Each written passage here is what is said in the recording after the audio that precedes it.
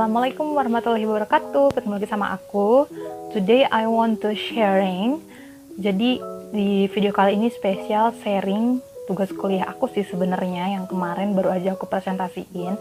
Cuman kayaknya kalau misalnya aku udah presentasi gitu kan, ilmunya dibagikan ke teman aku aja, nggak ke orang lain seperti di sosial media lewat YouTube misalnya kayak gini, menurut aku sangat menyayangkan sekali, karena apapun ilmu yang kita punya itu harus diamalkan, ya kan? So aku pengen berbagi ilmu kepada kalian, dan tema sharing kali ini adalah membangun sekolah impian anak usia dini. Mungkin di beberapa bagian berikutnya aku akan sering lihat kertas. By the way, ini makalah aku. Cuman makalahnya ini gak bisa dibilang makalah juga, karena ini lebih ke paper sih, karena niatnya bikin paper. Dan paper yang aku buat ini pakai metode namanya metode deskriptif, yaitu metode menjabarkan. Kalau misalnya teman aku waktu itu dia bikin tugas membangun sekolah impian anak usia dini ini versinya versi narasi, kayak autor yang membawakan novel gitu. Cuman aku lebih ke deskriptif. Ya udah, nanti lihat aja videonya ya, tonton sampai habis. Judulnya adalah impian, jadi aku sempat nyari pengertian impian. Menurut KBBI atau Kamus Besar Bahasa Indonesia, impian itu lebih dikenal dengan kata nomina atau kata benda. Jadi kalau impian itu artinya sesuatu barang yang sangat diinginkan, suatu benda yang sangat pengen kamu beli, sangat pengen kamu inginkan, kalau menurut KBBI gitu. Tapi secara umumnya impian itu adalah suatu hal yang melekat pada diri seseorang, diri manusia, gak bisa lepas selama dia hidup dan dia membutuhkan kebutuhan untuk memenuhi hidupnya itu. Seseorang pasti punya impian tentang gambaran ingin seperti apa dia di masa depan nanti. Tapi jangan salah ya, orang yang punya impian itu tuh harus mempunyai keberanian, karena seringkali orang-orang di sekitar kita seperti saudara kita yang dekat, keluarga mungkin, atau kerabat, teman, sahabat, atau mungkin yang sudah punya pasangan, pasti dari mereka itu ada yang akan menganggap impian kita itu apa sih gitu, dia bermimpi kayak gini masa sih gitu. Jadi banyak yang meragukan impian kita itu adalah kepastian. Nih ya, aku bacain kalau misalnya kata orang Jawa tuh gini, mimpimu terlalu tinggi le, ojo dhuwur-dhuwur, engko tiba loro dadine. Jadi kayak, aduh lah nak, kamu tuh kalau mimpi tuh gak usah tinggi-tinggi deh, nanti kalau jatuh tuh kamu tuh sakit-sakit gitu. Kamu pernah mendapatkan ungkapan yang menyakitkan seperti itu, diragukan impiannya, dihina impiannya, dibilang gak mungkin, dibilang gak usah terlalu ini deh, mengasih makan ego kamu atau ambisi kamu, udah sadar aja sama apa yang kamu tapakin sekarang gitu. Kalau misalnya kamu pernah mengalami hal demikian, selamat, karena kamu bukan salah satu orang yang pernah merasakan hal demikian. Aku yakin ada banyak orang di dunia ini yang impiannya pernah diragukan, bahkan dipandang sebelah mata oleh orang lain juga. But it's not problem, it's totally normal and it's totally natural that I think. Nah, itu tadi, ketika impian kamu itu diragukan dan dihina, itu namanya kamu lagi mengalami blokir mimpi. Tentang impian berikutnya, aku ingin menyampaikan perspektif dari dua influencer yang sering aku tonton videonya di YouTube. Salah satunya adalah Gita Savitri Devi. Kalau Kak Gita Savitri Devi ini, dia nggak bermimpi. Bahkan dia bilang juga dia waktu kecil tuh nggak punya cita-cita gitu. Karena dia selalu fokus dengan apa yang dia kerjakan sekarang gitu. Jadi ya, untuk apa bermimpi kalau misalnya bisa ngelakuin yang terbaik dari sekarang, ya kenapa enggak gitu kan. Karena menurut Kak Gita tuh, kita tuh sejak umur 20 tahun tuh seolah-olah ditanyain gitu, eksistensinya tuh mau kemana, tujuannya gitu, tujuan hidup kita tuh apa gitu. Kita tuh harus kayak punya titel gitu, because in our society label is everything. Dan mungkin kalau kalian penasaran, kalian bisa cek sendiri videonya di channel YouTube Kak Gita Savitri Devi ya. Beda lagi dengan pendapat seorang motivator juga yang namanya Kak Sherly Anavita Rahmi. Kalau menurut dia, sebenarnya kita tuh nggak apa-apa bermimpi gitu, asalkan gitu kan mimpi kita itu diaktualisasikan. Dengan apa? Dengan ikhtiar yang nyata dan juga dengan eksekusi perencanaan yang nyata gitu. Allah akan meridhoi impian kita kok selama kita itu berniat untuk melakukan hal yang baik. Jadi nggak usah takut gitu. Terlepas dari pendapat teman-teman sendiri gimana, dari pribadi teman-teman, personally kalian itu mungkin juga ingin masuknya ke tipe Kak Gita, nggak mau bermimpi, udahlah jalanin aja yang sekarang, atau maksudnya tipe Kak Sherly, gak apa-apa bermimpi asal ada perencanaan langkah-langkah kecil untuk dicapai impiannya itu. Terserah gitu. Aku pribadi juga, aku lebih setuju ke Kak Sherly sih, karena aku orangnya seneng halu gitu ya. Jadi kayak bermimpi tuh nggak masalah gitu. Justru kalau misalnya aku ingat terus dengan mimpi aku tuh jadi kayak punya energi gitu loh untuk lebih semangat menjalani hari, karena aku udah tahu goal aku itu akan kemana gitu. Jadi kalau aku kayak leha-leha, males-males, aku kayak keinget lagi, aduh jangan kayak gini nih, nanti makin jauh deh ini ke impian tuh, kayak wah gagal di tengah jalan nanti, jangan sampai kayak gitu. Teman-teman, aku pikir udah cukup disclaimer tentang impiannya. Sekarang saatnya aku mengutarakan kalau misalnya aku berkesempatan untuk membangun sebuah TK, Taman Kanak-Kanak, atau RA, Raudatul Atfal, yang dalam bahasa Arab artinya juga sama, Taman Kanak-Kanak, atau mungkin aku bangun TK IT misalnya, karena kan sekarang banyak ya nama-nama instansi formal untuk anak usia dini. Oh ya, sebelumnya aku juga ngeriset dulu nih teman-teman. Aku kan memang selain jadi guru juga jadi operator sekolah. Jadi aku sempat buka laman EMIS yang punya Kemenag. Nah, kalau misalnya di EMIS, aku lihat di Kabupaten Bogor sendiri itu ada sebanyak 434 RA. Itu baru Kabupaten Bogor ya. Kalau misalnya dijumlah dari nomor 1 sampai 27 nama kota dan kabupaten di seluruh Indonesia, maka jumlah seluruh RA itu ada 7.046 lembaga. Ini tuh baru RA, belum TPQ, belum TPA, belum TK umum, belum TK IT, belum PAUD. Berarti di Indonesia itu banyak banget lembaga untuk anak usia dini, bahkan udah sampai ribuan mungkin. Dan kalau misalnya aku mau bangun RA, berarti nanti jumlahnya jadi 7.047. Pertama, nama TK-nya. Aku mau kasih nama TK-nya TK Jannatul Firdaus. Karena Jannah itu kan mengacu kepada taman ya. Dan Firdaus itu teman-teman pasti tahu, Firdaus itu adalah salah satu surga terbaik dan tertinggi di sisi Allah Subhanahu wa taala. Nah, bahkan seperti dalam surat Al-Kahfi ayat 107, Allah Subhanahu wa taala berfirman yang artinya, sesungguhnya orang-orang yang beriman dan beramal saleh, bagi mereka adalah surga Firdaus menjadi tempat tinggal. Nama itu menurut aku sangat penting, very very important. Why? Karena kalau misalnya ditanya, kamu ngajar di mana?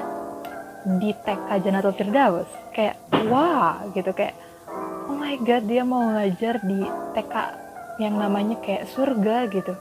Jadi seolah-olah ini tuh sebagai motivasi juga untuk guru-gurunya supaya kalau ngajar tuh nggak lemes, nggak jenuh gitu, kayak aduh ngajar lagi, ketemu anak-anak lagi, aduh ketemu anak aktif lagi, aduh ketemu anak ini nggak bisa diem, aduh capek banget gitu. Kayak supaya membangkitkan semangat guru-gurunya, SDM di sekolah, supaya tetap semangat, tetap punya giroh gitu, tetap punya motivasi yang memang lillah gitu. Karena mengingat nama TK-nya itu TK Jannatul Firdaus.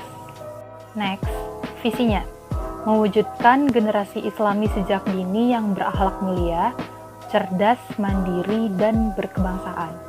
Untuk misinya sendiri, membiasakan berdoa dengan artinya sebelum kegiatan belajar dimulai. Jadi anak-anak itu ketika pembukaan kan selama 30 menit ya, dan kayak banyak banget baca doa-doanya, bahkan sampai ke ayat kursi gitu kalau di aku ya, nggak tahu kalau di kalian kayak gimana. Aku tuh pengen banget kalau anak-anak baca doa tuh mereka juga tahu artinya gitu. Jadi mereka nggak sekedar mengucapkan lafal-lafal Arab, tapi mereka paham yang mereka ucapin itu maksudnya untuk apa.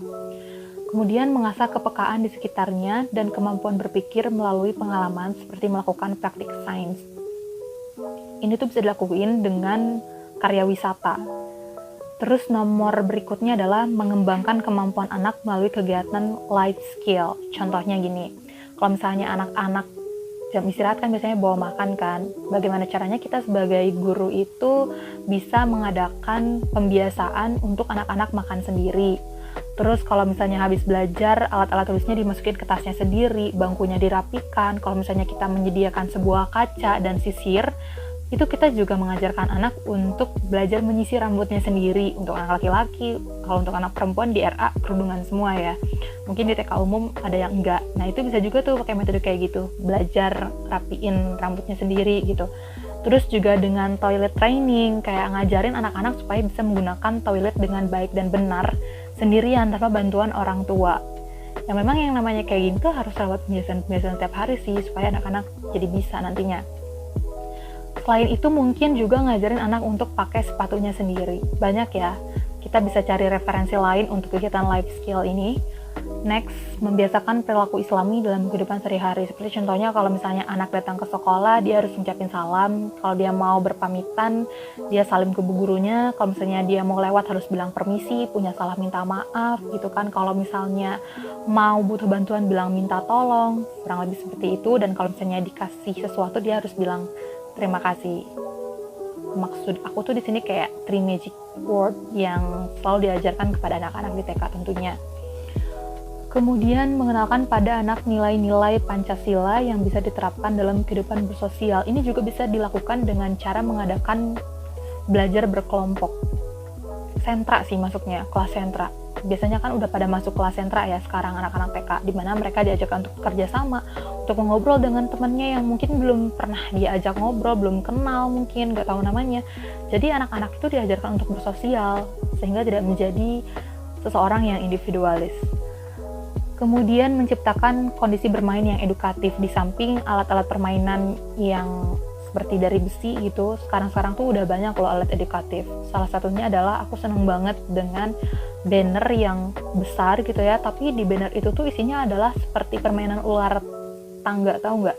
Jadi kayak ada huruf-hurufnya di situ, ada angka-angkanya, ada warna-warnanya. Karena menurut aku media seperti itu tuh bisa mengembangkan beberapa aspek perkembangan anak tuh gak cuma satu gitu. Kayak misalnya kognitifnya ketika membedakan warna, terus ketika dia loncat maka fisik motoriknya, terus ketika dia membaca huruf maka bahasanya juga berkembang, terus ketika dia menunggu giliran maka sosial emosionalnya juga berkembang. Jadi kayak bagus gitu, kayak gak cuma untuk satu fungsi aja, tapi bisa multifungsi. Kemudian membangun kerjasama dengan orang tua dalam rangka memperbaiki dan meningkatkan tumbuh kembang anak. Kalau misalnya kita mau mengadakan kayak gini sih, itu harus masuk ke program, kayak program rapat yang gak cuma bahas administrasi sekolah, bayar-bayaran aja, tapi juga rapat yang isinya tuh ada parentingnya juga gitu. Bisa dengan menghadirkan orang-orang yang ahli, misalnya kayak orang yang di posyandu kayak ibu bidan gitu kan, itu bantu kasih ilmunya kepada orang tua murid, atau juga dokter anak bisa, atau mungkin ibu kepala sekolahnya, karena kan ibu kepala sekolah juga sering mengikuti BIMTEK atau pelatihan-pelatihan terkait perkembangan anak usia dini. Dan apabila itu selalu disuarakan kepada orang tua murid, aku yakin pasti terbantu, karena untuk menjadi orang tua itu bukan hal yang sangat mudah loh. Gak mudah loh untuk menjadi orang tua itu, karena secara gak langsung ketika aku jadi guru TK juga aku merasakan bagaimana rasanya menjadi orang tua, walaupun cuma 2 jam, dan aku gak kebayang gimana repotnya, gimana perjuangannya orang tua yang hampir full time selalu berada dengan, selalu berdekatan dengan anaknya. Terakhir, membekali anak dengan persiapan memasuki jenjang pendidikan dasar. So ini udah pasti sih, karena kan TK itu calistung ya. Dan menurut aku SD, sekolah dasar tuh sebenarnya bukan dasar-dasar banget, karena yang paling dasar itu adalah TK atau PAUD. Nah, jadi dari kesimpulannya, aku simpulin ya, untuk mewujudkan impian membangun sekolah anak usia dini itu bisa dilakukan dengan niat, usaha, dan doa. Ada banyak sekali yang harus dipenuhi di balik berdirinya sebuah bangunan sekolah, seperti misalnya dana, tempat, memfilter orang-orang di dalamnya, marketing edukasi kepada masyarakat tentang betapa pentingnya pendidikan anak usia dini, dan hal itu bisa terwujud jika kita tidak berhenti sebatas di angan, namun kita mengeksekusinya secara nyata. Selain itu, kembali lagi kepada motivasi masing-masing kenapa pengen mendirikan sebuah sekolah. Mungkin ada yang berpikir seperti ini, saya kan punya lahan kosong, daripada lahan kosongnya dipakai, ditempati oleh makhluk halus, ya mending dibikin bangunan terus dijadikan sekolah.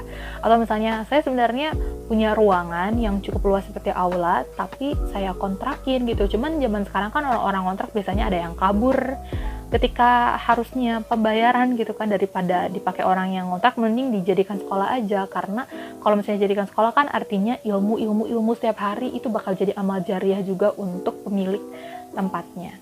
Kurang lebih seperti itu. Nah, itu yang aku presentasikan kepada teman-teman aku kemarin dan juga kepada dosen aku. Alhamdulillah aku mendapatkan apresiasi yang cukup bagus. Artinya di sini kalau kita mau bermimpi itu jangan asal-asalan, tapi ya kita harus benar-benar niat gitu loh. Pas banget tadi waktu di bagian akhir ada yang telepon, jadi videonya agak ketat. Tapi aku pikir kalian akan mengerti apa yang aku ucapkan. Semoga apa yang aku sampaikan ini bermanfaat. Kalaupun dari kalian misalnya ada impian ke sana untuk bangun TK, aku pikir kalian harus merencanakan 5 tahun ke depan itu akan seperti apa TK yang kalian buat gitu. Jadi jangan takut untuk bermimpi ya teman-teman. Selamat bermimpi dari sekarang, tapi jangan lupa untuk berdoa. Terus menyempatkan nama Allah dalam setiap doa kalian dan aktivitas kalian. Sampai jumpa di video berikutnya. Dadah!